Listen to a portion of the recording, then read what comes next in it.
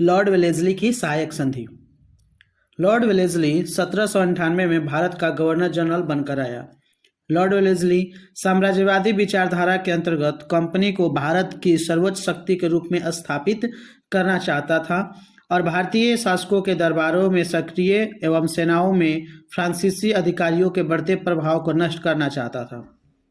उपरोक्त वर्णित लक्ष्यों की पूर्ति के लिए लॉर्ड वेलेस्ली ने सहायक संधि की नीति का अनुसरण किया। उसने भारतीय राज्यों के साथ सहायक संधि करके कंपनी के राज्य का विस्तार कर फ्रांसीसी प्रभाव को समाप्त किया।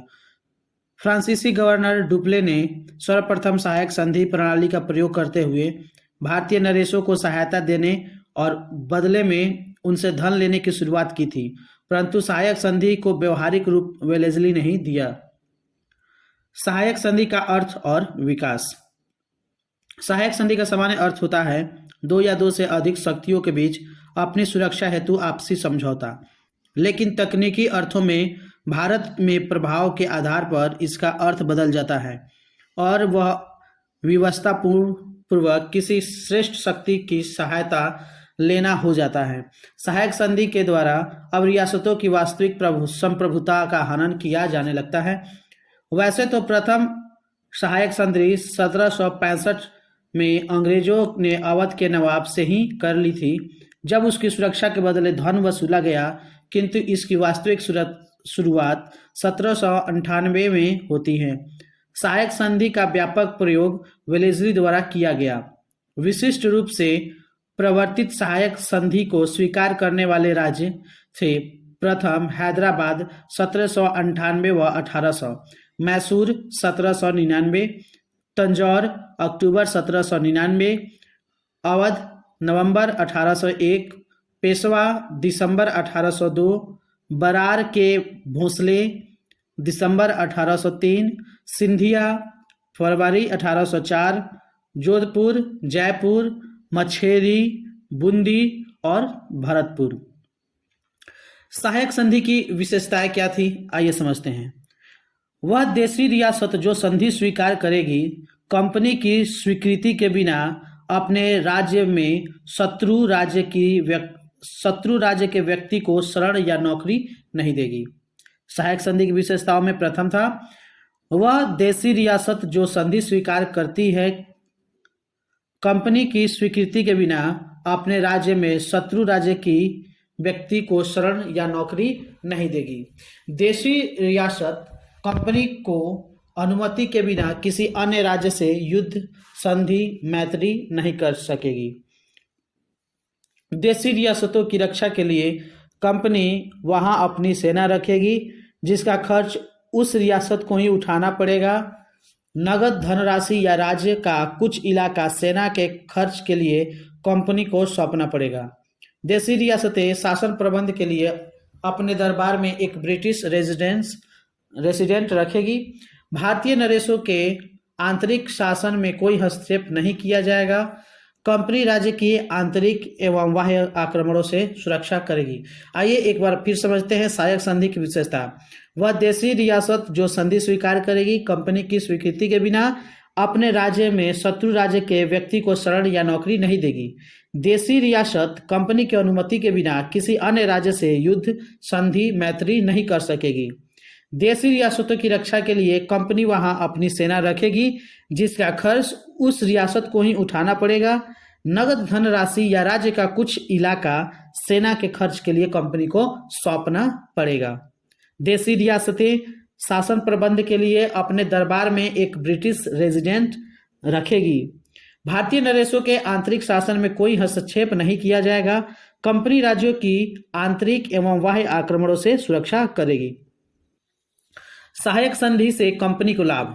सहायक संधि से कंपनी को क्या क्या लाभ होती हैं, आइए समझते हैं। कंपनी के लिए सहायक संधि एक वरदान सिद्ध हुई। सहायक संधि से कंपनी को कई लाभ हुए, उनमें से प्रमुख लाभ निम्न हैं। देशी रियासतों से फ्रांसीसियों का प्रभाव पूर्णतः समाप्त हो गया, क्योंकि फ्रांसीसियों को वहां नियुक्ति का अवसर प्राप्त नहीं हो सकता था। कंपनी का प्रभुत्व भारत में स्थापित हो गया। कंपनी की प्रतिष्ठा एवं शक्ति में वृद्धि हुई। सहायक संधि प्रणाली के अंतर्गत कंपनी को भारतीय राज्यों के खर्चे पर एक विशाल सेना की प्राप्ति हुई। इस प्रणाली से कंपनी के विरुद्ध फ्रांसीसियों द्वारा रची जाने वाली साजिशों को पूर्णतः विफल करने में सफलता मिली। अंग्रेजों के विरुद्ध भारतीय राज्य कोई संघ नहीं बना सकते थे। कंपनी का सामरिक महत्व के स्थलों पर भी नियंत्रण स्थापित हो गया। कंपनी भारतीय राज्यों के आपसी विवादों में मध्यस्थ बन गई। सहायक संधि के फलस्वरूप कंपनी की साम्राज्यवादी सीमाएं काफी बढ़ गईं। इस संधि के द्वारा देशी राज्य कंपनी का संरक्षण स्वीकार कर संतुष्ट हो गए, जिससे कंपनी के विरुद्ध बढ़ती शत्रुता की भावना को नियंत्रित करने में अभूतपूर्व सफलता प्राप्त हुई। एक बार फिर से आइए इसको समझते हैं। सहायक संधि से कंपनी को क्या क्या लाभ हुई। प्रथम, देशी रियासतों से फ्रांसीसियों का प्रभाव पूर्णतः समाप्त हो गया, क्योंकि फ्रांसीसियों को वहां नियुक्ति का अवसर प्राप्त नहीं हो सकता था। कंपनी का प्रभुत्व भारत में स्थापित हो गया। कंपनी की प्रतिष्ठा एवं शक्ति में वृद्धि हुई। सहायक संधि प्रणाली के अंतर्गत कंपनी को भारतीय राज्यों के खर्चे पर एक विशाल सेना की प्राप्ति हुई। इस प्रणाली से कंपनी के विरुद्ध फ्रांसीसियों द्वारा रची जाने वाली साजिशों को पूर्णतः विफल करने में सफलता मिली। अंग्रेजों के विरुद्ध भारतीय राज्य कोई संघ नहीं बना सकते थे। कंपनी का सामरिक महत्व के स्थानों पर नियंत्रण स्थापित हो गया। कंपनी भारतीय राजाओं के आपसी विवादों में मध्यस्थ बन गई। सहायक संधि के फलस्वरूप कंपनी की साम्राज्यवादी सीमाएं काफी बढ़ गई और इस संधि के द्वारा देशी राज्य कंपनी का संरक्षण स्वीकार कर संतुष्ट हो गए, जिससे कंपनी के विरुद्ध बढ़ती शत्रुता की भावना को नियंत्रित करने में अभूतपूर्व सफलता प्राप्त हुई। आइए जानते हैं सहायक संधि का देशी रियासतों पर क्या प्रभाव पड़ा। सहायक संधि का देशी रियासतों पर क्या प्रभाव पड़ा। सहायक संधि प्रणाली जहां एक ओर अंग्रेजी साम्राज्य के लिए लाभदायक सिद्ध हुई, वहीं देशी राज्यों को इस प्रणाली से अत्यधिक हानि पहुंची। टॉमस मुनरो के शब्दों में, देशी रियासतों ने अपनी स्वतंत्रता, राष्ट्रीय चरित्र तथा सब जो देश को प्रतिष्ठित बनाते हैं उन्हें बेचकर सुरक्षा मोल ले ली। निःशस्त्रीकरण एवं विदेशी नीति पर कंपनी का सर्वोच्चता स्वीकार कर देशी रियासत के शासन नाममात्र के शासक बनकर रह गए एवं उसकी सार्वभौमिकता शक्ति समाप्त हो गई। सहायक संधि स्वीकारने वाले राज्य शीघ्र ही दिवालिया हो गए। अंग्रेजों को धन की मांग निरंतर बढ़ती चली गई, जिसे देने में राज्य सक्षम नहीं थे। फलतः रियासतों पर अत्यधिक कर्ज का बोझ बढ़ता चला गया।